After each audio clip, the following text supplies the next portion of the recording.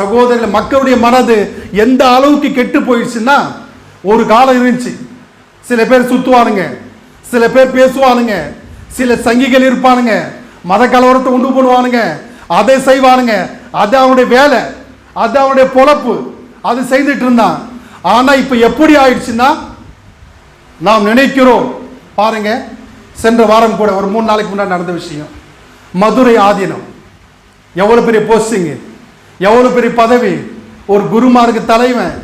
இப்படி இருக்கக்கூடிய ஒரு மனுஷன் கார்ல போறாரு, போறது ராங்கா போறது இவரு, ஒரு கார் பின்னாடி, ஒரு கார் முன்னாடி வருது, இவர் சைட்ல போறாரு, சைட்ல போய் இவர் அடிச்சுட்டு போறாரு, இவர் அடிச்சுட்டு போயிட்டு பேட்டி கொடுக்கிறாரு. என்ன பேட்டி கொடுக்கிறாரு தெரியுமா?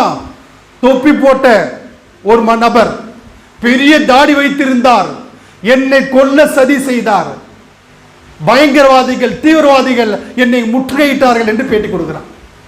சகோதரர்களே, தமிழ்நாடு இந்த நியூஸை கேட்டு ஆடி போச்சு. உடனே என்ன செய்யறாங்க தெரியுமா? காவல்துறை சிசிடிவி கேமரா எடுத்து பார்த்தாங்க. சிசிடிவி கேமரா எடுத்து பார்த்தா எல்லா முள்ள மாதிரி தானம், எல்லா ஃபிரார் தானம், எல்லா ஏமாற்று தானம், எல்லா தீவிரவாத தானம் இந்த மதுரை ஆதீனம் பண்ணியிருக்காங்க.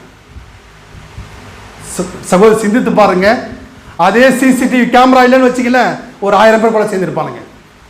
ஏன்னா அவனுக்கு தேவை சாக்கு, அவனுக்கு தேவை எப்படியாவது சாக்கு சொல்லி மனுஷன் அடிக்கணும். சகோதரர்கள், சிந்திக்கூட விஷயம் தெரியுமா? சாதாரண மனுஷன் அல்ல, ரோட்ல போறவன் அல்ல, சங்கி அல்ல, அதே பொழப்பா இருக்கிறவன் அல்ல, மதுரை ஆதீனம் எவ்வளவு பெரிய போஸ்டிங் அது.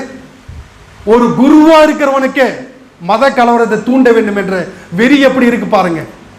இப்படி எல்லாம் இருக்க வேண்டிய காலத்திலே நாம் எதுவும் தெரியாம, நமக்கு என்ன, நம்முடைய வேலை என்ன, நம்ம சாப்பிட்டுமா, நம்ம பொண்டாட்டி புள்ள நல்லா இருக்கா, இப்படிதான் நாம் இன்னும் வாழ்ந்து கொண்டிருக்கிறோம்.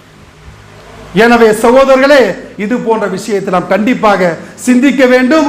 உலக விஷயம் என்னவென்பதை தெரிந்து கொள்ள வேண்டும். அன்பா